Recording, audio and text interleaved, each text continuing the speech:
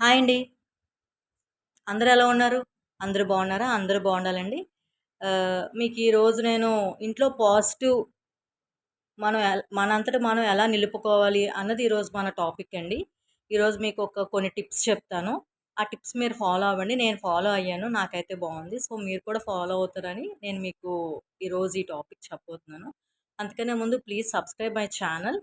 ఓకేనండి. అయితే మనం ఇంకా టైం వేస్ట్ చేయకుండా టిప్స్‌లోకి వెళ్ళిపోదాం. నేను రాసుకొని కూడా వచ్చేసాను.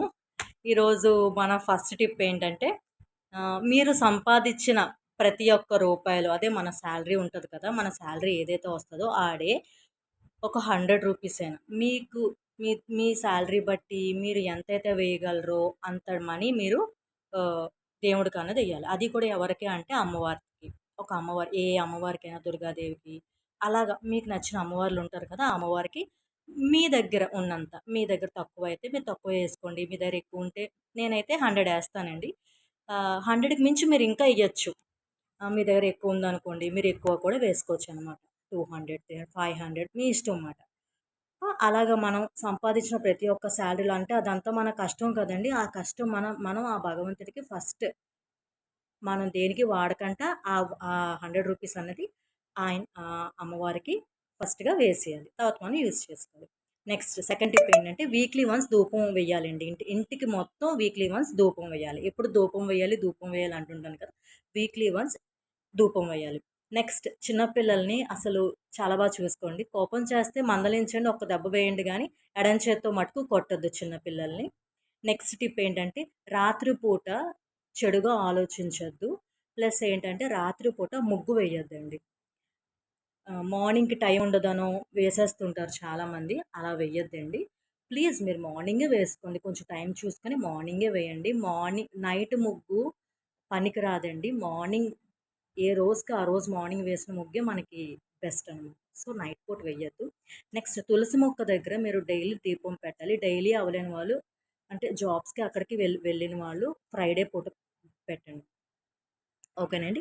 నెక్స్ట్ ఆహ్, ఇంట్లో నెయిల్స్ తీయొద్దండి. ప్లీజ్. ఇంట్లో చాలామంది నెయిల్స్ తీసేస్తారు. కానీ కొంచెం గుమ్మం అవతలకి వెళ్ళి నెయిల్స్ అన్నవి తీసుకోవాలనమాట. నెక్స్ట్ టిప్ ఏంటంటే గడప దగ్గర డైలీ ఒక దీపం అయితే పెట్టుకోండి. అంటే డైలీ అవ్వలేని వాళ్ళు ఎవ్రీ ఫ్రైడే పెట్టుకోండి. అంటే ఇంట్లో ఉన్నవాళ్ళు మటుకు పెట్టుకోండి. లేదు మేము ఇంట్లో ఉన్నాం మాకు అవ్వదు అన్నవాళ్ళు ఫ్రైడే పెట్టుకోండి. అంటే మనం రాగి చెంబులో వాటర్ ఏసి పెడతాం కదా! ఒక ఫ్లవర్ ఏసి ఆ రాగి చెంబు ముందున కొంచెం ధూపం అది వేస్తాం కదా! అక్కడ దీపం పెట్టండి. అదేనండి. ఇంటి ముందు దీపం పెట్టమన్నాను కదా! అది రాగి చెంబు పెడతాం కదా! ఆ రాగి చెంబుకి మనం దీపం ఆ ఒక్క దీపం పెట్టొచ్చు. మీరు పెట్టుకుంటే 2 దీపాలు పెట్టొచ్చు. కానీ వీలు అవ్వలేని వాళ్ళకి ఒక దీపం పెట్టుకోవచ్చండి. అది ఆ రాగి చెంబు దగ్గర పెట్టుకోండి. అక్కడ ధూపం అది వేసి రాగి చెంబు దగ్గర ఒక దీపం వెలిగించండి.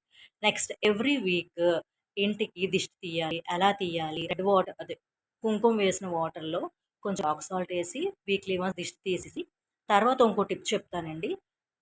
ప్రతి ఒక్కళ్ళు వాళ్ళ గడప దగ్గర ఇప్పుడు టీ కప్స్, పేపర్ కప్స్ అమ్ముతారు కదండీ! టీవి తాగేవి.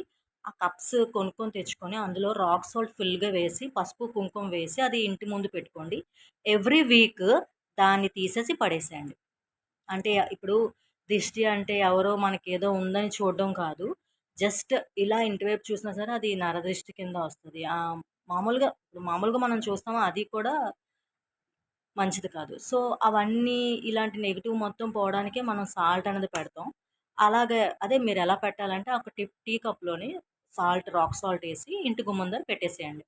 అది వీక్లీ వన్స్ మార్చేసేయండి. అదే దాని మీద పసుపు, కుంకుమ వేయమన్నాను కదా! అది వేసి మళ్ళీ నెక్స్ట్ వీక్ తీసేయాలి. నెక్స్ట్ వీక్ తీసేసి పడేసేయండి.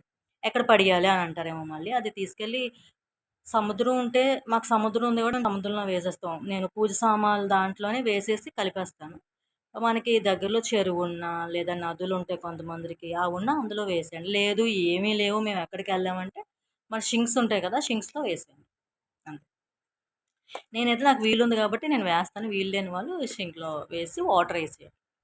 నెక్స్ట్ రైస్ ఎప్పుడూ పడేయకండి. రైస్ ఎక్కువ నేను నేను చేసిన పెద్ద మిస్టేక్ అదేనండి. ఎక్కువ రైస్ వేస్ట్ చేసేదాన్ని. వండేసి ఎవరు తినక పడేయడం అవి చేసేదాన్ని. సో, రైస్ అయితే ఎక్కువ వేస్ట్ చేయకూడదండి. దాని వాల్యూ తర్వాత చూపిస్తాడు. రైస్ అంటే లక్ష్మీదేవితో సమానం కదా! సో, అందుకని రైస్ ఎక్కువ పడేయకండి. మీరు వీలైతే అప్పటికప్పుడు వండుకోండి. అంత పెద్ద టైం ఏం పట్టిది గదా! కుక్కర్‌లో పెట్టేసినా అయిపోద్ది. లేదా మామూలుగా అన్నం పెట్టేస్తే టక్‌మని అయిపోతది. సో, అప్పటికప్పుడు వండండి. అప్పటికప్పుడు తినండి మొత్తం. అంతేగాని ఆహ్, వేస్ట్‌గా పడేయడం అవన్నీ వద్దండి. నెక్స్ట్ అండి ఇంకో టిప్ లాస్ట్ అండ్ ఫైనల్. పక్షులు గానీ, జంతువులు గానీ మీ ఇంటికి ముందుకొస్తే కొంచెం మీ దగ్గర ఏముందో పెట్టండి. అలాగని కాకులొస్తాయి కదండీ! మార్నింగ్ వాటిలికి పెట్టండి. పిచ్చుకలొస్తాయి పెట్టండి. డాగ్సొస్తాయి వాటిలికి పెట్టండి. మీకు తోచినంత. నాకైతే కాకులకి చాలామంది వదిలేసిన అన్నం అది పెడతారు. అలా పెట్టకండి. ఫస్ట్ రైసే పెట్టండి. నేనెప్పుడు ఫస్ట్ రైసే పెడతాను. మార్నింగ్ మార్నింగ్ అన్నం వండుతాం కదా! ఆ రైస్ కలిపేసి పెడతాను. సో, అలా చేయండి గానీ, ఇలా వదిలేసినవి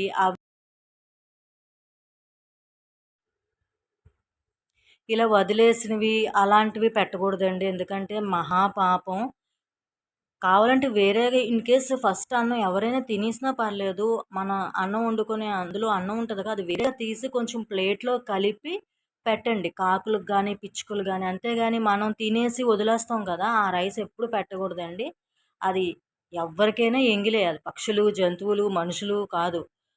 జంతువులైనా మనలాంటివే కదా! మనం ఎంగిలి పెడితే తినమా? సో, అవి అంతే. కాకపోతే వాటిలికి తెలీదంతే. అది మరీ పాపం తెలియని వాళ్ళకి ఇలాంటివి చేసినా, ఇప్పుడు మనకి హ్యాండీక్యాప్స్‌కేమైనా మనం హాని చేసినా చాలా చాలా పాపమంటండి.